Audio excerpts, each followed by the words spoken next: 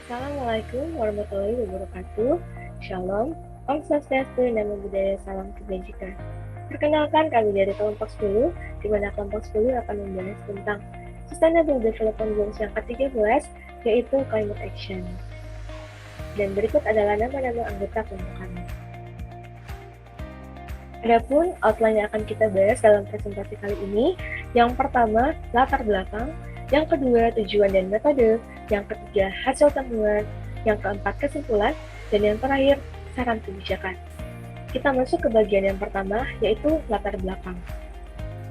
Indonesia merupakan negara penghasil emisi gas rumah kaca terbesar ke-6 di dunia dan penyumbang terbesar emisi berbasis hutan dengan total emisi yang diperkirakan sekitar 1.454 juta metric ton karbon dioksida. Dan berikut adalah diagram kontributor utama emisi karbon di Indonesia. Bisa kita lihat dalam diagram ini, posisi pertama atau posisi paling besar yaitu berasal dari lahan dan peat fire dengan presentasi 48%, disusul dengan sektor energi sekitar 35% dan sektor lainnya 17%. Kita masuk ke bagian tujuan dan metode. Adapun tujuan yang kelompok kami buat yaitu analisis potensi pengurangan emisi dari kebijakan energi dan penggunaan lahan.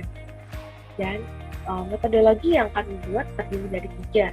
Yang pertama adalah Social Forestry Program, yang merupakan program perhutanan sosial yang dimaksudkan untuk mendukung mata pencaharian lokal dengan memfasilitasi pemanfaatan yang berkelanjutan, yaitu sumber daya hutan dengan menyerahkan kewenangan pengelolaan hutan kepada masyarakat. Dan skema perhutanan sosial ini dirancang untuk memfasilitasi akses masyarakat ke sumber daya alam dan memungkinkan pembangunan yang berpusat pada manusia. Yang kedua, yaitu linear backcasting, di mana linear backcasting ini merupakan pemodelan energi karena bersifat deferred dari tujuh future target tahun 2025 ke awal pemodelan tahun 2015.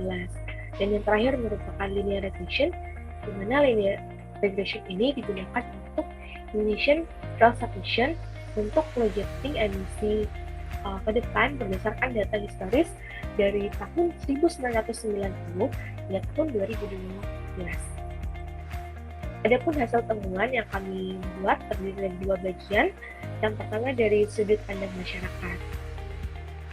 Masyarakat selama ini menilai bahwa belum terlalu paham dengan perubahan iklim. Namun di sisi lain, masyarakat sadar bahwa ada dampak yang diakibatkan oleh perubahan iklim. Masyarakat yang paling merasakan dampak perubahan iklim ini yaitu masyarakat yang menggantungkan hidupnya pada kondisi alam, seperti petani. Di sisi lain, ada beberapa masyarakat yang memahami bahwa perubahan iklim ini terjadi selama beberapa dekade akibat oleh aktivitas manusia. Dan bagian 2 yaitu seruan Jokowi terdiri dari 4 bagian. Yang pertama, semua negara harus memenuhi kontribusi nasional untuk perubahan iklim. Yang kedua, seluruh potensi masyarakat harus dibedakan. Indonesia melalui program Kampung Iklim. Yang ketiga, kemitraan global harus diperkuat dengan Indonesia memprioritaskan kerjasama untuk menghadapi climate change.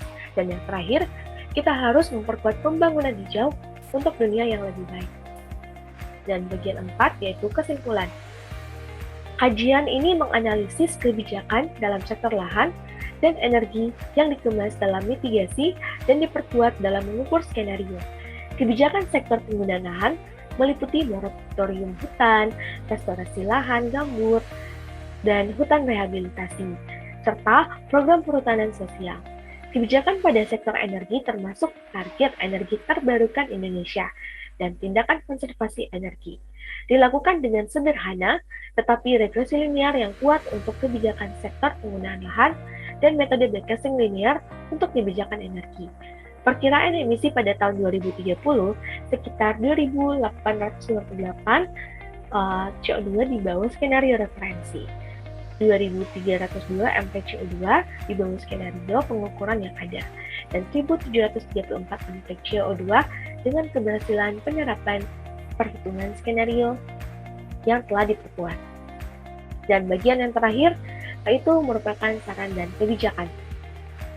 DCCPPI dalam menjalankan tugasnya serta mempertimbangkan nature dari pengendalian perubahan iklim, melaksanakan implementasi fungsi koordinasi, sinergi, integrasi, dan fungsi leadership termasuk monitoring, pelaporan dan verifikasi pelaksanaan mitigasi dan adaptasi perubahan iklim baik di tingkat nasional maupun internasional, serta sebagai national focal point UNFCCC atau United Nations Framework Convention on Climate Change.